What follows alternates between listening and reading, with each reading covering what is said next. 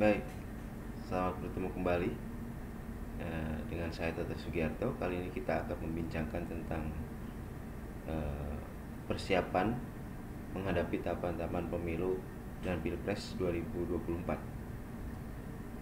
Eh, Menghadapi pemilu 2024 sebenarnya ada keperluan untuk membuat undang-undang baru. Hal ini terkait dengan adanya ibu kota negara yang baru dan kemudian adanya daerah otonomi baru, ya, kemungkinan daerah otonomi baru di Papua misalnya. Nah, tetapi kemudian karena sudah keputusan dari DPR dan pemerintah untuk mengeluarkan revisi undang-undang pemilu dari prioritas legislasi tahun 2022, maka tentu saja ya bangsa ini akan memakai kembali undang-undang yang lama, yaitu Undang-Undang 7 tahun 2007 tentang pemilu dan Undang-Undang 10 tahun 2016 tentang pemilihan. Nah, KPU sudah meluncing start tahapan pemilu pada 14 Juni 2002 yang lalu. Hal ini untuk memenuhi perintah undang-undang bahwa launching pemilu itu harus dilakukan 20 bulan sebelum hari pemungutan suara. Sementara hari pemungutan suaranya telah ditetapkan dengan keputusan KPU bahwa hari pemungutan suara itu akan ditetapkan pada 14 Februari 2024. Ya, dari pemungutan suara Pilpres dan kemudian pemilu legislatif, yaitu untuk DPR, DPRD provinsi dan DPRD kabupaten kota. Sementara untuk pilkada itu akan dilaksanakan pada November 2024. Nah, apa saja pertimbangan-pertimbangan dari penetapan jadwal pemungutan suara? Tentu saja banyak, ya. Pertama misalnya memberikan kesediaan waktu penyelesaian sengketa pemilu legislatif dan hasil pemilu, ya. Kemudian adanya waktu bagi partai politik untuk melakukan konsolidasi dalam rangka menyiapkan paslon yang akan diusung. Kemudian memperhatikan beban kerja penyelenggara itu sendiri, dan kemudian penyediaan dan proses distribusi logistik, ya, termasuk itu, ya, untuk pemilu 2024 gitu. Pertimbangan lain misalnya pemilu tidak dilakukan di bulan Ramadan, apalagi bertepatan dengan hari raya Idul Fitri. Nah, terkait untuk tahapan itu KPU sudah membuat PKPU nomor 3 tahun 2022 tentang tahapan dan jadwal pemilu 2024. Ada 11 tahapan yang ada dalam Undang-Undang 7 2017 dan kemudian ada timelinenya, ya, tentang tahapan tersebut. Kemudian PKPU satu lagi yaitu tentang PKPU nomor 4 tahun 2022 tentang pendaftaran, verifikasi dan pendaftaran parpol. Ya, banyak yang diatur di dalam PKPU nomor 4 2022 tersebut. Nah, terkait dengan tahapan pemilu 2024 tadi ada 11 tahapan. Yang pertama adalah terkait dengan penyusunan peraturan KPU. Dan ini dimulai sejak 14 Juni lalu dengan undang-undang tentu saja PKPU pertama, kedua, ketiga, dan keempat. Dan ini penyusunan PKPU ini akan selesai pada 14 Desember 2023 seluruh PKPU-nya. Kemudian yang kedua adalah tahapan pemutakhiran data pemilih dan penyusunan daftar pemilih. Ini akan dimulai 14 Oktober 2022 sampai DPT-nya itu 21 Juni 2023 penetapan DPT-nya. Nah, daftar pemilih ini kan klasik, ya, selalu menjadi masalah. Daftar pemilih ini selalu dianggap tidak akurat. Daftar pemilih ini selalu kemudian menyisakan individu-individu bangsa Indonesia yang tidak bisa memilih karena tidak ada dalam daftar pemilih, ya, dan masalah-masalah lainnya. Nah, sebenarnya masalah daftar pemilih itu memang akan selalu bermasalah, ya, karena daftar pemilih itu keberadaannya ada di belakang dari fakta di lapangan. Kenapa begitu? Karena banyak sekali kejadian-kejadian perubahan-perubahan di masyarakat itu yang terlambat dicatatkan. Misalnya perpindahan tempat, ya, perpindahan rumah, kemudian kematian, pernikahan, dan lain sebagainya itu terlambat dicatatkan gitu. Akibatnya ya data penduduk menjadi tidak akurat, Dan ketika data penduduk itu disinkronisasi dengan data pemilu terakhir di KPU, maka akan menjadi berantakan dan hasil akhirnya gitu. Dan ditambah lagi kalau petugas pemutakhiran data pemilih di KPU itu kemudian kurang sigap atau kurang teliti ya, kurang cepat tanggap, sehingga kemudian pemutakhiran data pemilih itu sendiri menjadi tidak optimal gitu.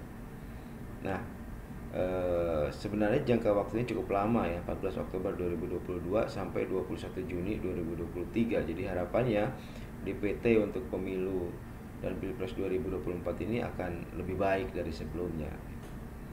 Kemudian tahapan berikutnya adalah pendaftaran dan verifikasi peserta pemilu. Nah, ini tentu saja menjadi concern para anggota parpol ya.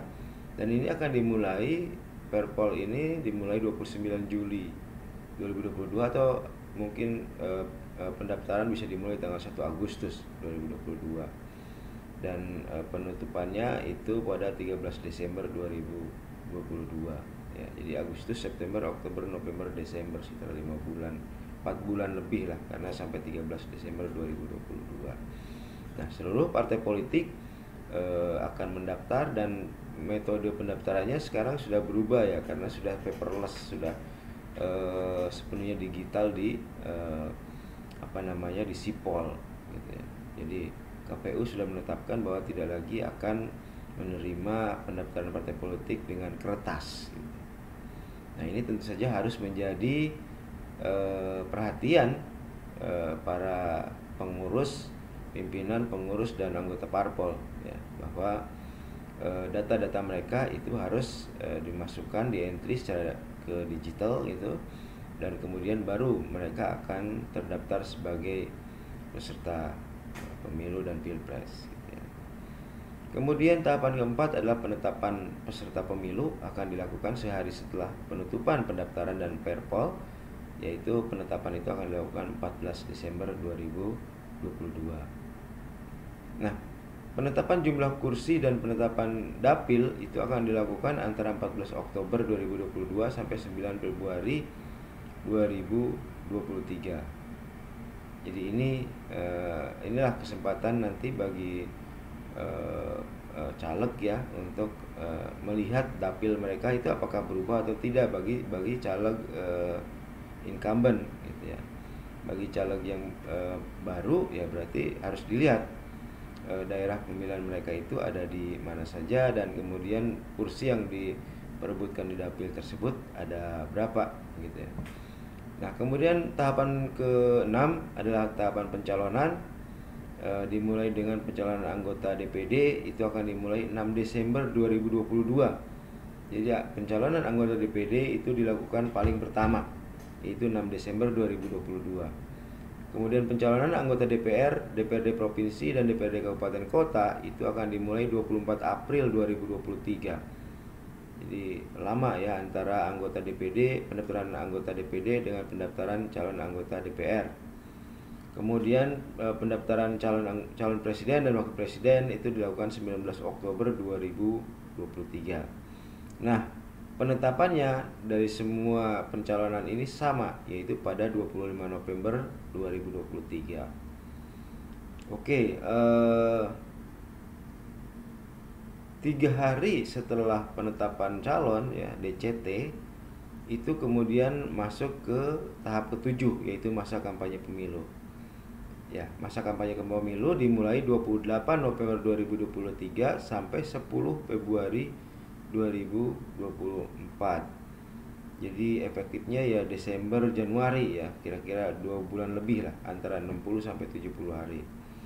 Nah, itu kira-kira tahapan ke-7 kampanye. Kemudian tahapan ke-8 itu masa tenang, akan dilakukan pada 11 sampai 13 Februari 2024, dan tahap pungut hitung itu akan dilakukan 14 Februari 2024, dilanjutkan dengan penghitungan suara, rekapitulasi suara ya, dan kemudian tahapan lainnya yaitu tahapan penetapan ya. Tahapan penetapan itu akan dilakukan paling lambat 3 hari pasca putusan Mahkamah Konstitusi.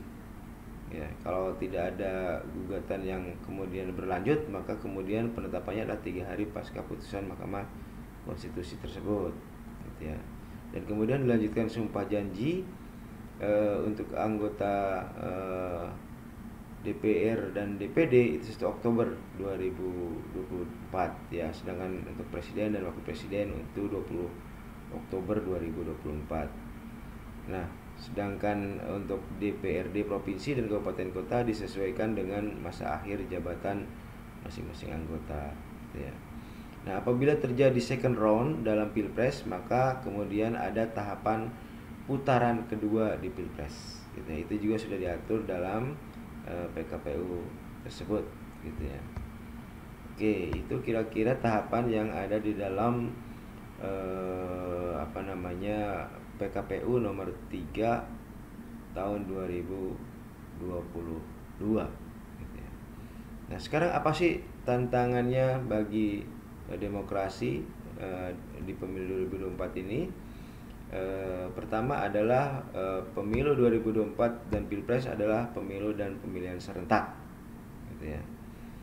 Pemilu dan Pilpres itu 14 Februari, sedangkan Pilkada itu November ya 2024. Nah, tantangan berikutnya adalah maraknya atau semakin banyaknya disinformasi dan berita-berita hoax ya. Ini terkait juga dengan post-truth, gitu ya. Ini terkait juga dengan post-truth, gitu ya.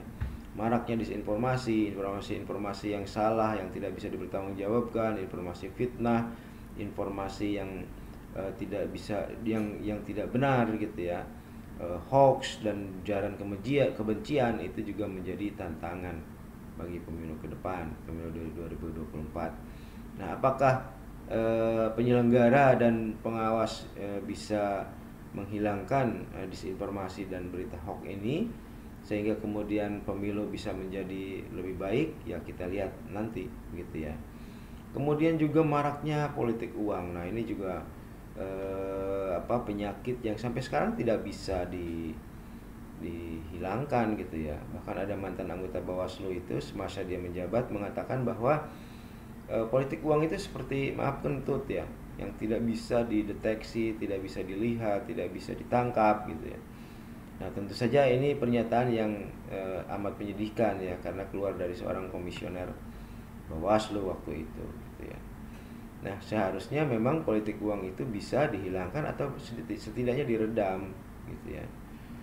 Diredam dengan apa? Diredam dengan misalnya keseriusan dalam kewajiban pelaporan dana kampanye, gitu ya. Pelaporan dana kampanye itu kan menentukan apakah satu kontestasi itu berlangsung fair atau tidak, gitu ya. Karena dengan dana kampanye yang terbuka tentu saja semua akan berjalan dengan fair, gitu. Tapi kalau dana kampanyenya katakanlah hanya formalitas saja, maka tentu saja para pemilik modal kapital itulah yang akan memiliki kemungkinan besar menang, karena mereka bisa katakanlah mengucurkan uangnya sebanyak mungkin untuk quote unquote membeli pemilih, gitu ya. Kemudian tantangan berikutnya, pandemi Covid masih ada, jangan lupa Covid-19 itu masih ada. Nah, itu juga akan menjadi tantangan bagi penyelenggara dan pengawas serta seluruh stakeholder terkait dengan kepemiluan, gitu ya. Berikutnya adalah masalah politik sara, identitas. Nah, ini juga tentu saja masih terlihat, gitu ya. Kita lihat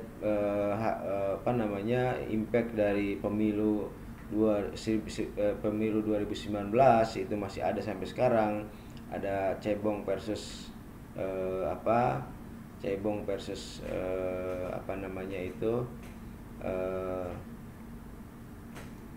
pokoknya antara dua kubu ya, itu sampai sekarang masih ada, gitu ya. Itulah efek dari politik identitas yang tidak hilang-hilang, gitu ya. Impact dari politik sara yang tidak hilang-hilang. Kemudian tindakan berikutnya adalah bencana alam. Indonesia itu rawan bencana alam, dan karena dilakukan di bulan Februari, biasanya Desember, Januari, Februari itu adalah saat-saat yang paling rawan, yang paling memungkinkan terjadinya bencana alam, karena disitulah misalnya curah hujan tertinggi, disitulah banyak terjadi longsor, bahkan kemudian banyak juga terjadi gunung meletus dan lain sebagainya. Nah, ini menjadi tantangan tentu saja bagi para penyelenggara dan pengawas gitu. Nah, bagaimana persiapan pelaksanaan pemilu 2024? Ada tahap perencanaan program dan anggaran pemilu 2024, saya kira yang sudah dimulai sejak Juni atau bahkan mungkin sebelum Juni ya gitu. Kemudian yang kedua, penyusunan rancangan PKPU. Nah, ini yang dimulai dengan dari 14 Juni sampai akan berakhir di tahun depan gitu ya. Kemudian yang ketiga, sosialisasi dan pendidikan pemilih. Inilah yang sedang kita lakukan sekarang gitu. Bagaimana memberikan informasi-informasi yang terbaik bagi warga negara Indonesia, bagi pemilih ya, tentang tahapan-tahapan pemilu dan Pilpres 2024. Kemudian yang keempat, koordinasi dan kerjasama dengan para pemangku kepentingan. Tentu ini sangat diperlukan ya, antara koordinasi dan kerjasama KPU dengan Bawaslu, KPU Bawaslu dengan Komisi 2 DPR, dengan pemerintah ya, kemudian dengan aparat dan lain sebagainya. Itu sangat penting untuk dilakukan, termasuk dengan CSO juga gitu ya. Kemudian yang kelima adalah integrasi aplikasi dan penguatan teknologi informasi. Nah, IT ini kan selalu menjadi hal yang bermasalah terlihat ya. Dalam Sidalih misalnya, bagaimana kemudian KPU terlihat gagal dalam menerapkan Sidalih gitu ya. Nah, tentu saja kita berharap bahwa tahapan pemilu 2024 itu tidak akan mengulangi kegagalan-kegagalan tersebut. Ya, seluruh sistem informasi harus bisa berjalan dengan baik, harus bisa berfungsi sebagaimana mestinya. Sipol misalnya yang pertama, yang untuk sebagai sistem untuk pendaftaran parpol misalnya, tentu saja diharapkan tidak ada bugs-nya ya, tidak ada errornya gitu. Dan kemudian yang keenam adalah penguatan kapasitas penyelenggara pemilu. Tentu saja ini penting, bagaimana penyelenggara pemilu itu dikuatkan misalnya dengan sosialisasi ini, dengan BIMTEK gitu ya, agar kemudian pada saat pelaksanaan tahapan-tahapan pemilu itu mereka bisa menguasai sepenuhnya gitu ya. Nah, visi pemilu sebagai sarana integrasi bangsa ini ditetapkan KPU, kerjasama multi pihak yang membangun pengetahuan yang menggerakkan pemilih. Nah, tentu saja ini menjadi bagian dari kerja KPU itu sendiri ya, yaitu membangun kerjasama multi pihak gitu ya. Kemudian KPU menjadi center of knowledge ya. Ya, tentu saja ini diharapkan KPU tidak hanya sebagai pelaksana undang-undang, tetapi juga bisa memberikan pendidikan politik kepada rakyat tentu saja gitu ya. Nah, berbagai pihak tentu saja diharapkan berperan sebagaimana mestinya ya, pemerintah, Komisi 2 DPR, Bawaslu dan DKPP, CSO ya, dan berbagai stakeholder lain diharapkan tentu saja bisa memberikan sumbangsihnya bagi Republik ini dalam hal menyukseskan pemilu 2024 gitu. Apa kunci suksesnya untuk pemilu 2024? Yang pertama, perlu peran serta atau perlu partisipasi publik yang luas tentu saja. Nah, kekhawatirannya kalau seandainya tidak ada figur-figur yang menarik, maka partisipasi publik akan turun. Nah, semoga tidak seperti itu ya. Semoga publik tetap melakukan pemilihan, memberikan haknya, agar kemudian rakyat bisa memiliki pemimpin sesuai dengan kehendak rakyat itu sendiri ya.